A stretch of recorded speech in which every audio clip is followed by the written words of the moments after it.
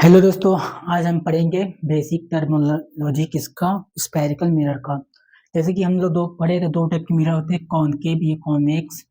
ठीक है, ये इसका डायग्राम।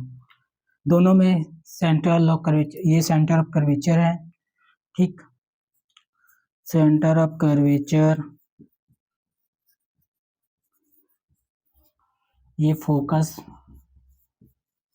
ये पोल। नाम दोनों का सेम रहेगा, लेकिन जो फोकस, सेंटर ऑफ कर्वेचर और फोकस है और पोल है, पोल तो खैर सेम जगह है, दोनों राइट साइड चले जाएंगे। हमेशा याद रखे देना, लाइट इधर से ही आएगा, इंसिडेंट रे। ठीक है, ये प्रिंसिपल एक्सिस होता है। दोनों में सेम है, नाम सेम है, बस पोजीशन अलग अलग है। इसमें भी ये प्रिंसिपल एक्सिस है, ये पोल है, ये फोकस है, सेंटर ऑफ कर्वेचर है। ये था जैसे बताया था, दो इन पॉइंट को जो इन पॉइंट को जोड़ेगा आपस में, वो होता है लीनियर एपर्चर। ये दो इस पॉइंट भी जोड़ सकते हो। ये होता है एंगुलर एपर्चर, जो सेंटर ऑफ कर्वेचर, दोनों इन पॉइंट पर जब सेंटर्स जोड़ोगे तो एक एंगल बनेगा, तो उसको बोलते हैं एंगुलर एपर्चर। ठीक है, तो इसका डेफिनेशन अभी समझाऊंगा, और ये ऐसी मतलब आगे ऐसी बढ़ेंगे। ठीक है,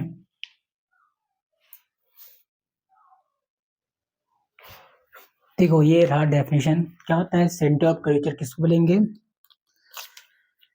होलो स्फीयर पे, जैसे होलो स्फीयर रहता है, उसके सेंटर को ही हम लोग सेंटर ऑफ कर्वेचर बोलते हैं।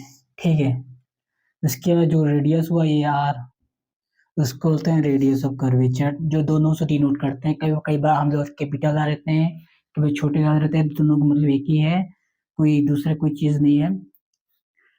उसके बाद क्या हुआ, पोल। जो मिरर होता है, जैसे मिरर हुआ, ये मिरर हुआ। अब जो डायग्राम बनाया हूँ उसको देख लेना, उसके बीच, उसको बीच जो मिडिल पॉइंट रहता है ना, मिडिल पॉइंट, उस मिरर के मिडिल पॉइंट, उसको बोलते हैं पोल। जैसे पोल, ये मिडिल है, ये मिरर है, मिरर का मिडिल क्या है, ये होगा pole. The point on the mirror at the middle of the surface, उस सरफेस के मिडिल में। प्रिंसिपल एक्सिस क्या हुआ, जो सेंटर, कर्वेचर, पोल सबको एक ही जोड़ता हो, सब ठीक है, एक ही लाइन में, वो प्रिंसिपल एक्सिस। उसको पीए से भी हम लोग लिखते हैं, तो कई जगह शॉर्ट फॉर्म में लिखते हैं पीए, मतलब वो प्रिंसिपल एक्सिस ऐसे लिखते हैं पीए। ठीक है, बस छोटा सा नॉलेज ये। अब हम पढ़ेंगे फोकस। फोकस क्या है? क्या होता है कि ये मिरर लिया दोनों, जैसे ये है कॉनकेव है, ये कॉन्वेक्स है। ठीक है, ये आप लोगों को पता ही होगा। दो टाइप के मिरर हुए हैं, दोनों में फोकस कैसे कैसे देखो। इसमें ऐसे रेड गया, रिफ्लेक्टिंग सिर्फ इनवर्ड है, मतलब अंदर की तरफ है, तो लाइट जाता है, टकराता है मिरर से, और ये प्रिंसिपल एक्सिस है ये वाला, सभी जो भी लाइट उससे टकराया, इस पॉइंट में सब मिलते हैं। प्रिंसिपल एक्सिस में जिस पॉइंट पे हम लोग मिलते हैं, सभी लाइट टकराने के बाद वो होता है फोकस।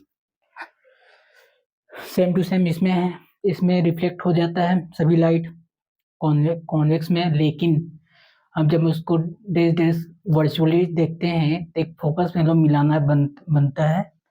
जब फोकस में सभी पॉइंट मिलाओगे, मतलब एक पॉइंट है जिस सभी रे के उसके मिलाओगे आगे वर्चुअली में, तो फोकस बनेगा। इसमें रिफ्लेक्ट होके सब एक ही पॉइंट में मिलते हैं तो फोकस होता है। इसमें रिफ्लेक्ट होने के बाद जब उसका वर्चुअल व्यूज लोगे, तो एक पॉइंट में सभी पॉइंट का जुड़ता है, तो उसको बोलते हैं फोकस। सेम टू सेम इसमें है। इसमें क्या हो रहा है, लाइट गया, एक पॉइंट पे कन्वर्ज हो रहा है या इंटरसेक्ट हो रहा है, वही मिट। ठीक है, अब क्या हुआ, ये इमर्ज हो रहा है। ठीक है, वो तो हो रहा है कन्वर्ज, ये इमर्ज मतलब ऐसे लग रहा है कि इसी पॉइंट से सब रे निकल रहे हैं। ठीक है, ऐसा हमें लग रहा है, ये वाला इमर्ज वाला कंडीशन है। और ये वाला इंटरसेक्ट वाला कंडीशन है। ठीक है, ऐसे क्या हुआ, एक मिरर गया, उससे रिफ्लेक्ट हुआ। अब पॉइंट जब जोड़ोगे, सभी पॉइंट को आगे बढ़ाओगे तो एक पॉइंट में सभी का लाइन जुड़ता है, तो उस समय ऐसे लगता है कि इसी पॉइंट से सभी लाइट निकल रहे हैं। तो ये हुआ इमर्ज वाला कंडीशन। किस में आता है? ये कन्वेक्स मिरर में आता है। तो फोकस बस इतना ही है।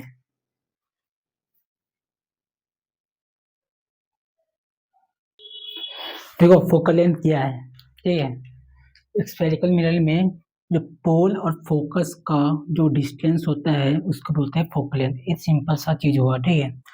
अब उसको कुछ वैल्यू से ए फवार का फोकस और रेडियस का रिलेशन है, ठीक है। तो देखो कैसे आता है।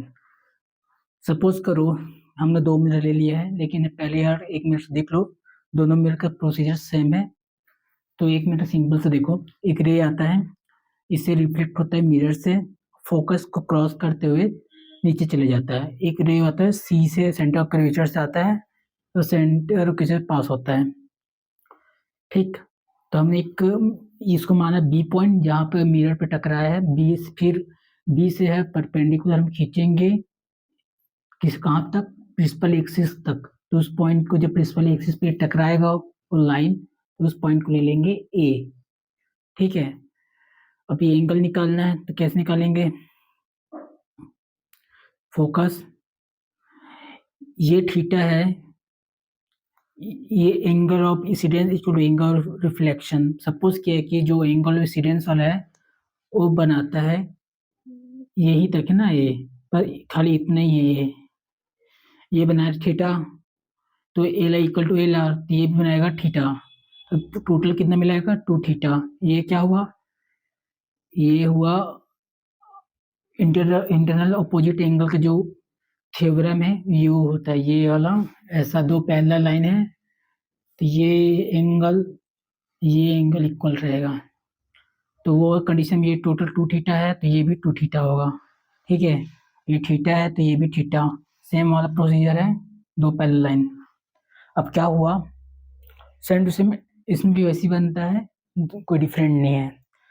हमको अब क्या करेंगे, B F P two theta होता है, B F P two theta, ठीक है।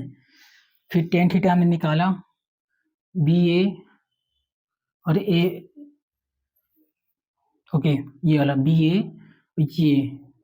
ये वाला टेन थीटा हुआ, बी ए ये और सी ए ये। अब फिर बी सी पी निकालेंगे। अब ये ट्राइंगल में आ गए, ट्राइंगल कौन सा? बी सी पी कितना बना रहे? थीटा। बी एफ पी कितना बना रहे? Two theta. तो ये वाला इसका है, ये वाला इसका है, ठीक है। टेन टू थीटा में बी ए परपेंडिकुलर, अब एफ ए बेस, ठीक। अब ये याद रखे रहना, थीटा बहुत छोटा होता है तो हम theta tan theta sine theta को सीधा थीटा ही लिख देते हैं, क्योंकि उसका जो वैल्यू होता है degree, same to same actual value भी आता है रेडियन में, इसलिए हम डायरेक्ट लिख लेते हैं। तो टू थीटा, एक थीटा हमने ये ले लिया, क्योंकि जब ये वाला कंडीशन लगेगा तो theta equal to b A upon c a हो जाएगा, ठीक है। तो हमने डायरेक्ट यहाँ सब्स्टिट्यूट कर दिया। टेन थीटा क्या होगा?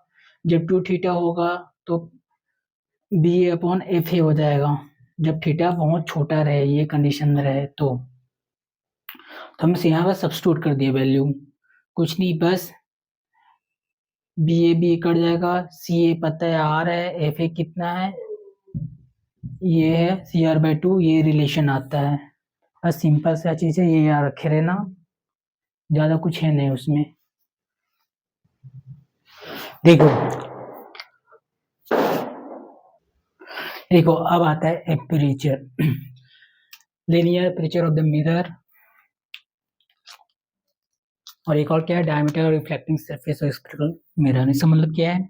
रिफ्लेक्टिंग सरफेस है ये, ठीक है, ये रिफ्लेक्टिंग सरफेस है, इसका डायमीटर तो ये हुआ लीनियर एपरेचर, ठीक है। और ये सेंटर पे जब जुड़ता है तो ये होता है एंगुलर एपरेचर। सिंपल सी बात, डिस्टेंस बिटवीन एक्सट्रीम पॉइंट्स, मतलब एक्सट्रीम पॉइंट क्या? And point.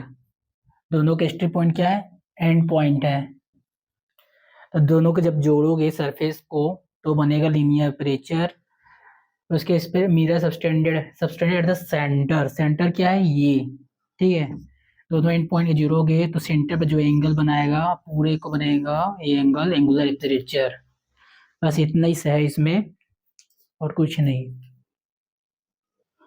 देखो लास्ट आता है पैरालैक्सियल रेज।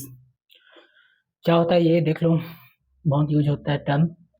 पैरेलल रेस है, इसके प्रिंसिपल एक्सिस के रे आता है पैरेलल होता है, और रिफ्लेक्शन होने के बाद वो जो फोकस पे पॉइंट पे सब इंटरसेक्ट होते हैं। कहाँ पे मीट करता है प्रिंसिपल एक्सिस पे, कहाँ फोकस पे, तो उसको पैरेलैक्सियल रे बोलते हैं। और एक और चीज क्या है, ray goes to the principal axis, इसके पास होता है। दूर वाले को मार्जिनल रे बोलते हैं। जैसे इधर ये सब पैरेलल, तो ये है ग्रीन वाला मार्जिनल रे, ठीक है। ये पैरेलल रे क्योंकि रिफ्लेक्शन होने के बाद फोकस पॉइंट पे सभी मीट करेंगे और प्रिंसिपल एक्सिस के सभी पास होते हैं, ठीक। ये हो गया तुम लोग का टर्मिनोलॉजी।